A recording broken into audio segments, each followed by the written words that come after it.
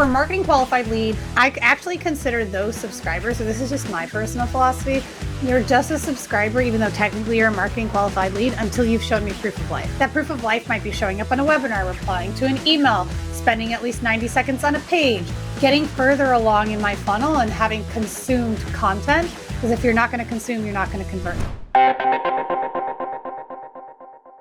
Hello and welcome to the Perpetual Traffic podcast. This is your host, Ralph Burns, the founder and CEO of Tier 11, alongside my awesome co-host, Lauren E. Petrullo, the founder of Mongoose Media. So glad you joined us here today. Today is a Friday. We're recording on a Friday.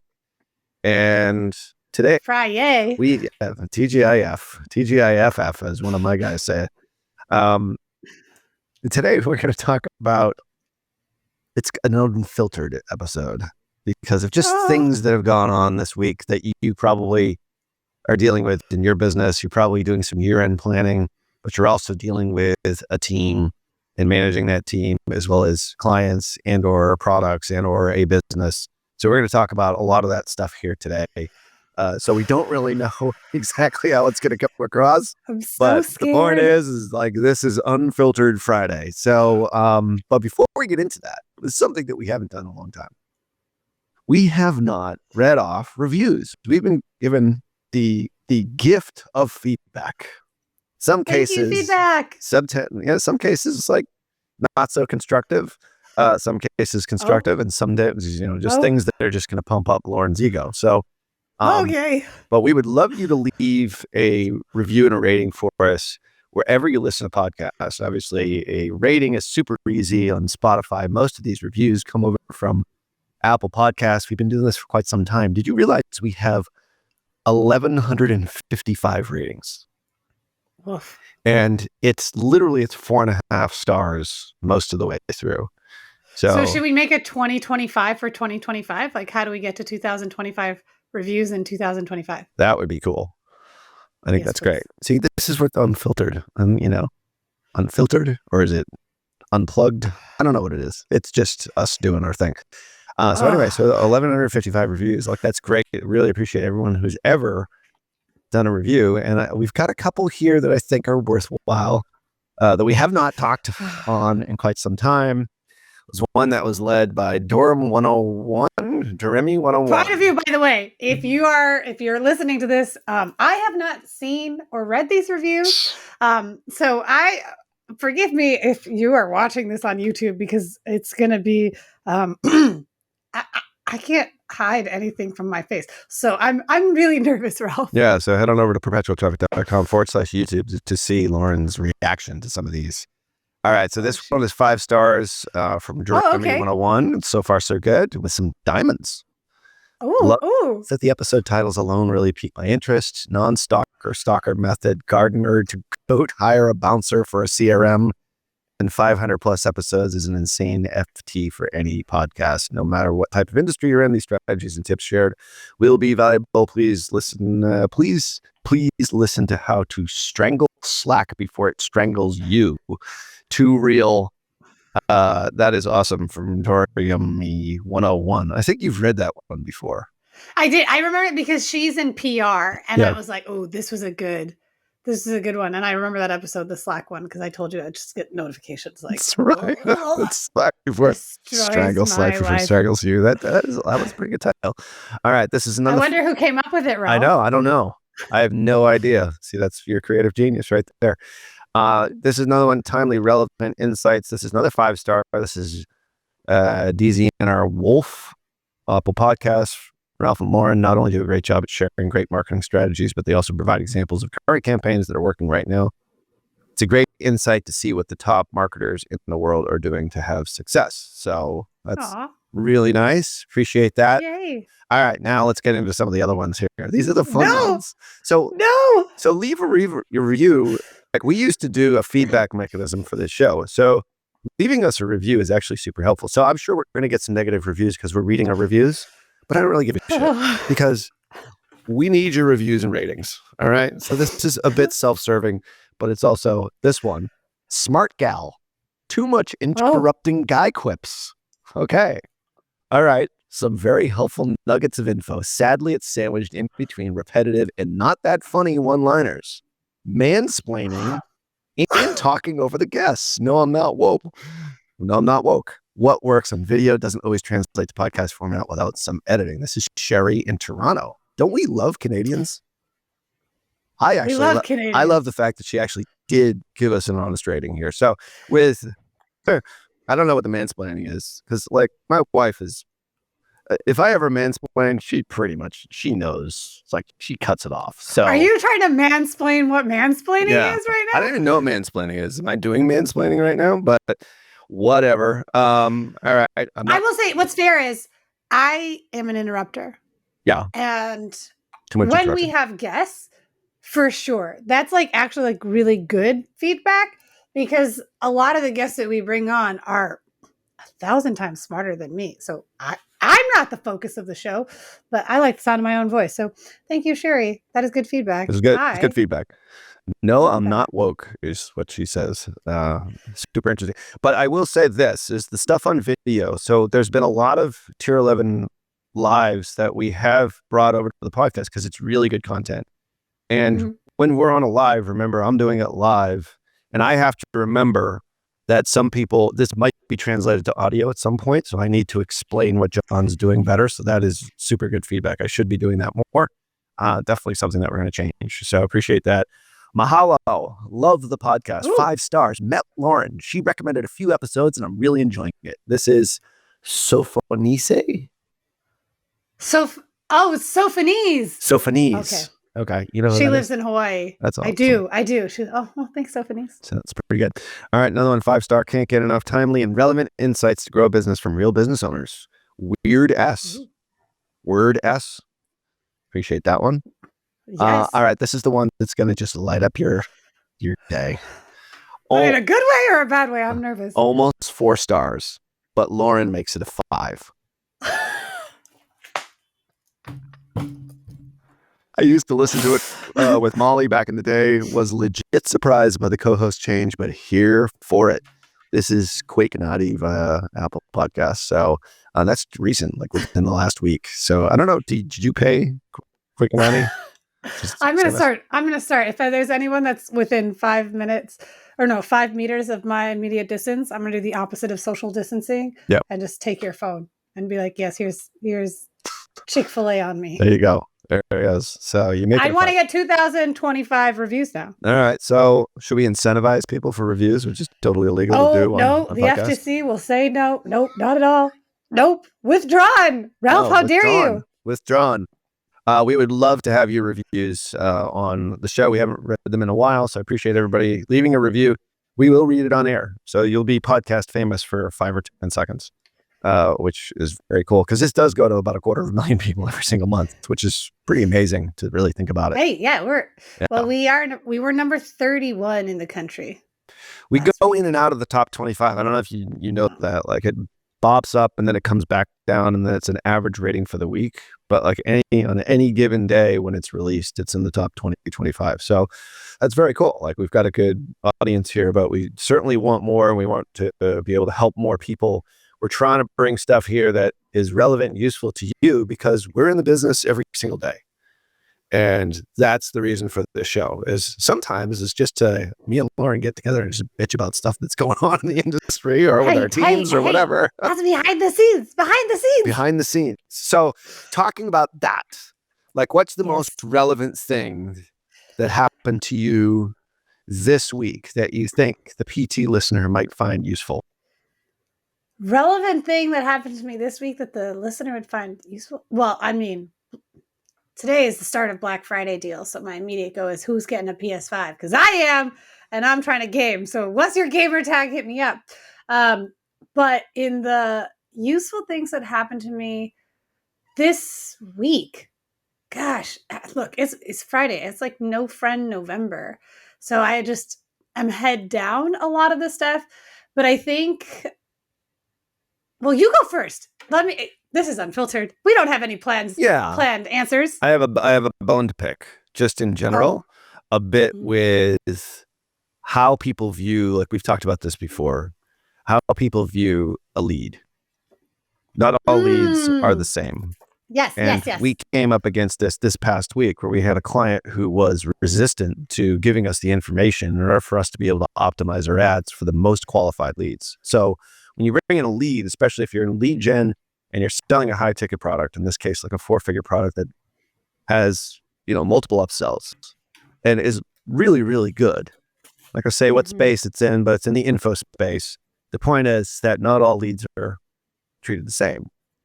And you might get a marketing qualified lead or an MQL, as we refer to it. But oftentimes that doesn't really convert. It might take a while for that to trickle into a SQL, which is a sales qualified lead. So somebody downloads, fills out a form, maybe goes onto a webinar, gets some information, doesn't buy. That is still a marketing qualified lead, but it might be a sales qualified lead because you actually have a filtering process.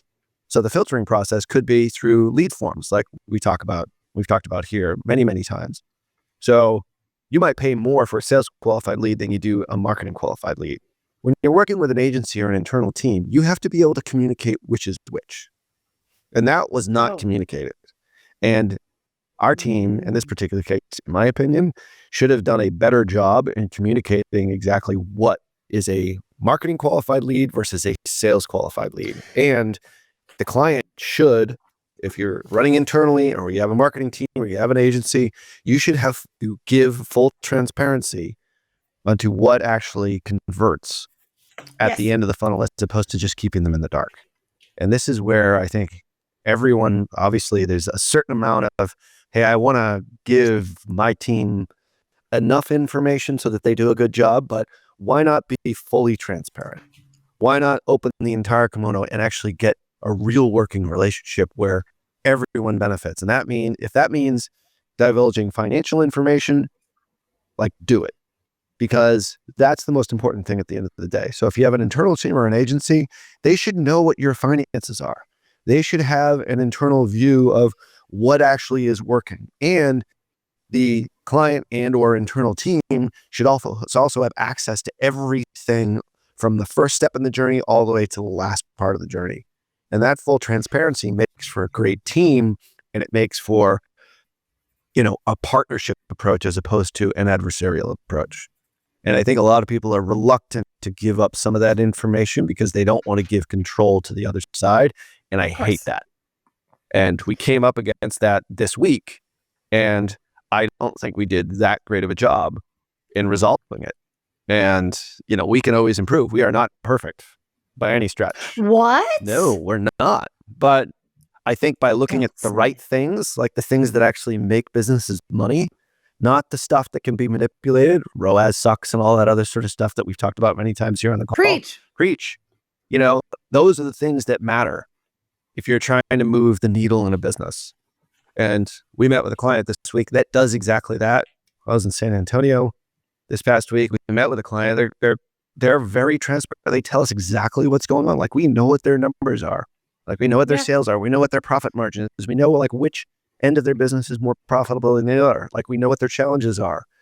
And my big question to them was like, how can I be a better partner to you? How can I be a better vendor, but really truly a partner and get to the goals that they want to in 2025? So it was a great meeting because I feel like we're very much in sync. If you have an adversarial relationship, or I'm not going to tell you everything because you're like the enemy, like that is so destructive.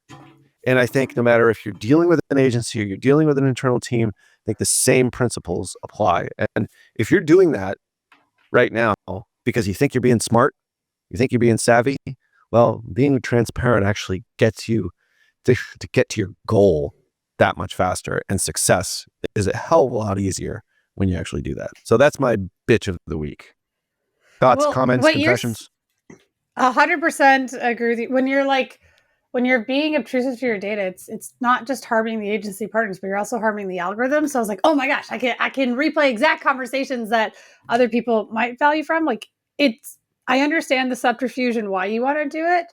I get it, but it's not helpful. We were talking earlier about the radical candor. You have to have that radical candor with your agency, but also with the algorithm. So a conversation that we had this week was we were looking at a client's funnel, and we noticed that the standard events like the basic pieces of data are not properly being fed back into the algorithm. And honestly, like, sorry if you're listening and you are falling guilty to this and you think you're a really good media buyer and you don't have the standard events in place. Like, I don't get it. Facebook has billions, and it's not just Facebook, it's every ads platform, every ads network. They have billions of profiles, interactions, moments in which you can send qualified data back in. So you said MQL and SQL earlier, just to like qualify, so make sure we're on the same page of how you and I view it. Maybe it's slightly different. Let's talk about that actually. So for an MQL for me, a marketing qualified lead is someone who's given permission to be marketed to. Correct. They've opted into something. They have shown interest by raising their hand, and it's permission based.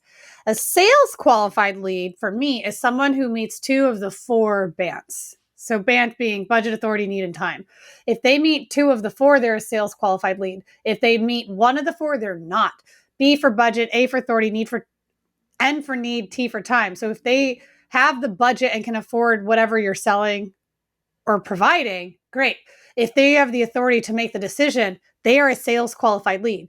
Maybe they don't have the authority and they're an admin or supportive staff, but they need this product now to facilitate a Black Friday launch. And the timing is hyper relative because it's Black Friday right now. Those 3, they lack the authority, but they are a sales qualified lead. It's just not the actual person that you need to talk to, but it's your entry point. So that's what, for me, from going from MQL, which is opted in and have given permission to receive what you have to say, versus having 2 of the 4 BANTs is how I consider a sales qualified lead. What's the best way to screen for that? Like, you do a ton of lead gen. We do a ton of lead gen. Like, every one is different, but like just in a general sense, like if people are like, well, MQL, SQL, maybe this is the first time that you've heard of this, but if you have, then good, you're in the right spot. If you say, yeah, I know what that is, I guarantee you probably there's some areas that you can improve. So how do you differentiate and how do you screen for it? So for marketing qualified lead, I have like a marketing qualified lead as they've gotten to the system, but I actually consider those subscribers, so this is just my personal philosophy. You're just a subscriber, even though technically you're a marketing qualified lead, until you've shown me proof of life. That proof of life might be showing up on a webinar, replying to an email, spending at least 90 seconds on a page, getting further along in my funnel and having consumed content. Because if you're not going to consume, you're not going to convert. So that's my qualification of what is a marketing qualified lead, where most people say it's an MQL, by all technical standards, correct, but I'm still looking at you as a subscriber and potentially dead weight in my CRM, you butthole individual, because show me you're interested versus wasting my email sends and calls. I have to pay for that. My clients have to pay for that. Get out of my CRM if you're not going to give me proof of life, which can be replying to the email. So everyone's first email and every follow-up should have like a PS, tell me what's your favorite restaurant in Orlando, or an easy 1-word, simple equivalent responder. We call that triage level 1 in our email triage. And I know I'm jumping all over the place, but that's how I marketing qualified lead. For me, I look at you as a subscriber unless you show me that you're useful. You're useless otherwise. You waste of human you. See, I would still qualify. I would still say a marketing qualified lead is somebody who has opted in to something, given something in exchange for something of equal or greater value. Like, that's marketing qualified because marketing brought them there and they're there. It's up to you internally to determine what your steps are in order to treat them as a SQL or a sales qualified lead. I think that's a super easy example of this is the MPI checklist, which we beat to death. perpetualtraffic.com/MPI. That's a great example of there's 4 fields there. I'm not going to tell you which ones are the ones that are important for us, but it's super obvious. It's super obvious. But you have a qualifying question to see if you can support them. Correct. So you use your qualifying question to determine if they're an SQL? A bit, yeah. Yeah, I mean, I would do this as a predictor, I wouldn't say it's not as an SQL. Yeah, I retract that statement, Senator. Okay, yes. Unfiltered. I think those are all MQLs, but depending on what they act after, then they become SQLs. I don't believe you can have an SQL without a conversation, because I think people lie. People lie on forums. They want to see what the outcomes are. You can go to the MPI checklist on perpetualtraffic.com/MPI, and you'll be able to play. conveniently enough, you'll have different end screens. Oh, that goes to another example of a call that people may benefit from this week. But hold on. And by the way, just don't go to the form and just fill it out like 4 different times, please. For crying out loud. I don't think it allows you to do that. That's going to happen. I don't think it allows you to do it in HubSpot though, unless you go to like an incognito window. But anyway, the point is giving them examples. Yeah, people have to try too hard. No one's listening anyway. Like, come on. How dare you? We have nice reviews. People said it was almost a 4-star review. And you made it 5. So that's cute. All right, you have to go to our YouTube channel just to see Lauren glowing and me mansplaining. Lauren glowing. You have to like tell me in the future, like, all right, you're mansplaining. But just call it out for our friend in Toronto. Yes. You know, but I like that they had said like not woke. So it wasn't, I don't see it as a derogatory tag. It wasn't a type of, I'm trying to come after you. I say it's just like, it's genuine, kind and honest feedback. Yeah. And someone who's willing to provide that is hopefully going to honor us with a chance to convert them even higher. Like it's a blessing, even though it's a 3-star. I'm grateful for it because it shows intention to give us a chance to be better. And I think she's right. So there you go. All right. So you were another example. So like on sales. I'll go back to the MQL just to wrap up that thing. Sorry. So the MQL, I don't believe that someone can become a sales qualified lead without an actual touch point of conversation or an actual conversion. Right. Being that, did you give me money? It might be a micro conversion and you need these like soft touches of lower ticket items or something like where you put your credit card down. Because if I see 16 digits, you're a sales qualified lead for me. But I need a conversation, be it with a salesperson, a chatbot, email conversation back and forth, whatever that is, to know that you're sales qualified, because people very rarely have solutions that will say, tell me you have the budget, you have the authority. Why now? And you can try and do a lot of that in your questions and in your forms. Like when you're asking for the lead capture, you can use qualifying questions to give bigger indicators of if they are a marketing qualified lead or a sales qualified lead. And then based off of their answers, you trigger unique thank you pages. So this came up on a call this week because I was telling someone where like 90% of the people just do the lazy way. I'm collecting your name, phone, email. That's all I want. Okay, cool. You just want a subscriber. Stop it. Like, that's so stupid. Why are you only asking 3 questions? But you're collecting all that information. And then when they give you that info, you send them to a single thank you page. But without a qualifying question, you're actually dishonoring yourself. And so forgive me for the way I described this to the people on that call. Oh, please don't cancel me. Here we go. We're getting canceled from Apple Podcasts. No. It's just Unfiltered. Oh my gosh. Okay. It was just, I was saying, look, I go to church at least once a week. I am. I thought it was every day. As dirty of a mouth I have. I thought it was every day. Every day. At different times in my life, I've gone 5 times a week. I've never gone every day. Yeah. That's a lot. But if that's what you do, good for you. This is us interrupting each other, by the way. There you go. But we're besties. So I know. We can do that. Like, I actually like you, Ralph. Like, you're such a good human. Well, I enjoy our combos. You know, the feeling is mutual. Lauren E. Petrullo. So anyway, you were about to say. When you've lost your train of thought. The next review is going to be like, tell me Lauren has ADD without telling me Lauren has ADD. Like, anyways. This is unfiltered. This is unscripted. This You're is a bit like Dora, actually, energy. from Finding Nemo. A little bit like Dora. A bit. So it's Dora the Exploradora, which is a Nickelodeon show, or Not Dory, who is voiced by Ellen DeGeneres. Oh, it's Dory. Oh, sorry. Yeah. I got my doors confused. You know. It's Unfiltered that's fine. Friday. We forgive you. All right. So it's keep going. Friday. Okay. So when you add a qualifying question, this is important if you're listening and you take nothing from this episode. Do this and you'll be better than 90% of the world at lead generation, I promise. So you have a qualifying question and based off of the answer, you provide them a different, unique thank you page. I've talked about this a lot where you're using custom forms and instant forms and Meta. You have a disqualifying landing page. The reason you need a different thank you page is because you want to be like, hey, Meta, I want people like this. But you also want to say, hey, Meta or any algorithm, I don't want people like this. So going back to your earlier part where they're hiding the important data from you. They're also hiding the important data from the algorithm, which means all you're doing is compounding for mediocrity. Like you're not actually getting more of what you want, you're getting more of what you get. And so the way I was explaining that in the Christian sense, all sins are created equal. So if you give a little white lie or you rape an individual, they're equal in the eyes of God, but not in the eyes of the law. But on the different ad platforms, if you don't have a qualifying question, you're going to collect more of what you don't want. And so I told them, I was like, do you want more rapists in your CRM? Why? Oh, please don't cancel me. It was just the example that came up in my head and it stuck with them. They're like, I don't want this at all. Is yet another repetitive and not so funny one-liner. We're self-perpetuating. You're like, okay, we could do better. We can do better. We can be funnier.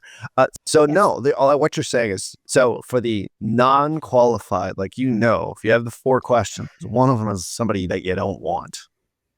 Don't even bother. You're not yet, but don't bother putting the Facebook pixel on the thank you page of that individual. Yes. That is such a simple, but not simplistic tip that could change the course of businesses that are listening to this. It changes your delta for what you're optimizing for 100%. Because you're looking at lead, no lead. If you have just a single landing page and a single thank you page, and that page that you're sending everyone to is collecting everyone from little white lies to mass murderers. Like, no, thank you. Right. We want no Hitlers. We only want Mother Teresa's. Please and thank you. True. Thank you very much. So in that, when you have that thank you page, just leaving the pixel off is super duper easy. Yeah. You may even potentially, and I'm not advocating for multiple pixels, but in the use case with the MPI checklist, right? I was like, hey, put the tier 11 one because that's who your ideal customer is. Like you want to know who your ideal customer is. You want to send that qualified data back into the respective algorithms because otherwise it's, yes, the lead is good. You're going to get more. And then that delta for which it grows, I have to move. That delta continues. So all you're doing is compounding for worse. And you're pushing yourself further and further from the starting line, which at some point people have success by just starting over with a brand new pixel. Sometimes you do. Very expensive. Yes. And time very consuming. Challenging. Yep. And unless you're doing like $100,000 at least a month, you're going to miss out on more opportunities. So if you do nothing else, create multiple thank you pages. It's great advice. Send the appropriate data. It's not that hard to do either. You have your webmaster create one thank you page and then you just duplicate it 3 times, put a different video on it.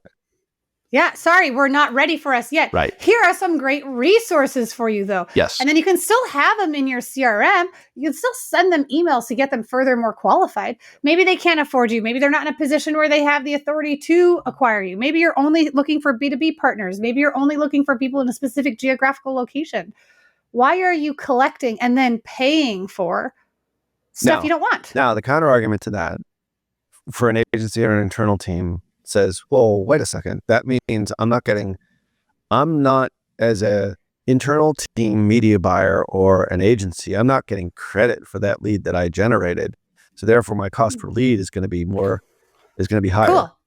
Great. You're also not getting credit for bad leads that you're generating. Right. So that's where this is the disconnect between this customer and us occurred in a lot of ways because we didn't know. And that you can't have that and you have to be able to accept it. Now you can go into your CRM and say, hey, we did get all these leads out of them. Let's say, at a certain point, like your ads are not working if a disproportionate number of leads are coming into your CRM but you're only getting the 3 out of the 4 that are actually your avatar that is qualifying inside the app. If that makes sense. So if you're comparing week over week, let's say you get 100 leads inside your CRM. Let's say you're using HubSpot. But on Facebook, you only see 40. Now, there could be a reporting question. There could, because in-app is in-app. Of course, it's only like a 7-day window, all these other sorts of things. All things being equal, basically, if you look back on a 7-day window, it's going to be fairly accurate, especially if you have, the standard event, lead, all that. But that probably tells me if you're gathering 100 leads, but you're only seeing 40 inside of Facebook, even if it's 50, half of your traffic is traffic that you don't want, which means it then becomes your traffic team's problem and your creative team's problem, but this is a feedback mechanism that will help you get better, more qualified leads that probably are more expensive than just stuff you go out there and you grab everybody's name and email, and regardless of whether or not they'll ever buy your shit. But it's more expensive now. Right. Because you have to optimize for what you actually want. So then you're going to be, because it's going to be keeping super cheap if you're willing to welcome everyone into the gates of heaven. 100%. 100%. Versus if you're actually finding what you want, giving the data, you'll be able to accelerate a lot faster. And of course, I can't make a guarantee, but you should be able to, through the laws, minus the laws of diminishing returns, find a higher qualified lead at a more cost-effective price. Right. When you have that consistency. Yeah. Because that consistency is going to compound it, and you've got AIs inside of these algorithms that are doing the hard work for you. Totally. And this goes for Meta and for Google, by the way. So we're focused. And right TikTok and Pinterest. It's everything single else. Ad network. 100%. You have to give the algorithms the data that it wants. Yeah. Period. And then in that other thing, another call that I had this week, which was why is this a common theme that I'm having in multiple calls over the past few weeks? If you have a landing page, if you have an important page, and actually I'm like, oh, Ralph, do I go look at perpetualtraffic.com/MPI and see if you guys are doing this? And by the time this airs, it won't be the case. But you need to have the view content pixel on the important pages. People just do page view. I'm like, why? Your page view, and again, I'm specifically using the meta terms, but this is applicable for every single ad network. You have to understand what their standard events and what are the opportunities to plug in. If you just have page view on your landing page, why? That is so dumb. This is unfiltered. That's being stupid. You need to use view content. View content gives a hierarchical level of prevalence of them as a lead. That sends that data immediately back to Meta that they've visited an important page to you. If you have page view belongs on your privacy policy page, your collections page. It's the pages that don't have as much weight as a product display page, as the actual landing page, as the important pages. The important pages need view content so that you can send signals to Meta that if they're viewing important pages, they're a higher qualified lead. So you have to look at the standard events and apply them appropriately. Complete registration, start trial. Oh my gosh, anyone who's listening with a free trial offer and you're not using start trial standard event, how dare you? That's super good. That is a great point. And I would guarantee you 99% of people who are listening right now aren't doing that. Nope. Yeah. And well, they will after they listen and then leave a really great review to help us get to 2025. I would hope. So if you're really good at you should be good at this. You should take the extra time in order to do this, because this stuff actually really does matter. And the point is that all the little details like this, remember, there's plenty of episodes, and we've done a lot of episodes in the last few weeks, especially with John Moran, who says don't trust the data inside Google. So there's a fine line. There's a balance here that we all need to strike. It's you need to trust the algorithms to a degree. You don't need to look at the data in there and take that as gospel, because all of that data is only being captured in a 7-day window. And inside Google, it's slightly longer than that. The point is that the algorithms themselves are the things that are powering it. And you have to think, how can I power that algorithm to find my ideal customer? And we do a lot of work in the personal injury law space, for example. Mm-hmm. Those are super expensive spaces.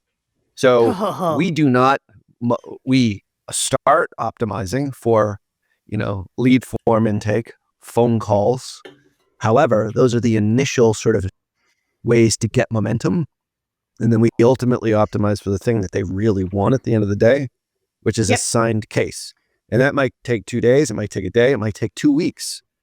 And so we upload that information and then optimize for that event, so that Google will go out and find the 72 million data points that have on every person in the entire world, to find the ideal customer for them in the car accident injury, truck injury, motorcycle injury space, and be able to feed the algorithm the right types of data on your CRM in order to allow the algorithm to work as best as it possibly can to attract your ideal customer. Now, having said that, that means your cost per lead, or in this case, signed case, it's going to be 100x more expensive, but it's the right one that's going to make you money. Your and CPA that's what you goes optimize. down. And your CPA starts off high. Like this client is $5,000, $7,000. We've gotten it down to right around 1,400, like 1,300. Money. Each one of those clients is going to make the customer at minimum 30% of whatever the settlement is, because they're absolutely qualified in order to make money for the firm, but also to set the defendant in this particular case. I don't know exactly what they call them. Defendant, or not the defendant, but the plaintiff, the client. Let's just say client. I'm not really good at legal terms, although apparently looking at our legal budget. The point is that now the algorithm goes out and finds the ideal customer, the ideal client, and casts the other ones aside because you have trained it on the back end, and you do the same thing through Meta. All right, so we are going to come back and do a full and comprehensive review of all the standard events, pixel events. Maybe we'll do that next show, next time we get together, so we can take this conversation to the next level. This has been Unfiltered Friday, even though it probably will be airing on a Tuesday. There's a joke that we just laughed at. It wasn't really that funny, Lauren. Stop laughing. I thought, okay. And stop talking over me. I'm just kidding. That's what people do in normal conversation, right? I do it with my wife all the time. But not with guests. With guests. Not with guests. Right, we're more respectful. Absolutely fair. Yeah. So. And we will be more respectful. We will be more respectful. Yeah, and we will explain more in our YouTube videos. But anyway, go see Lauren's reaction over at perpetualtraffic.com/YouTube. And as always, make sure you leave a rating and a review wherever you listen to podcasts. We will read them on the air like we did today. So you will become internet famous. Super appreciate that. And all the links and show notes and everything that we mentioned here as far as resources are concerned are over at perpetualtraffic.com. If you're on YouTube, you cannot judge my bangs. I cut them myself yesterday. Like, I trimmed them, and I don't like looking at myself, and I can see it's strong. So if I see anyone leave a review about the bangs, please don't. They look great. I think you look great. So there you go. There it is. Aw. All right. So on behalf of my awesome co-host, Lauren E. Petrullo. Ciao. Until next show, see ya.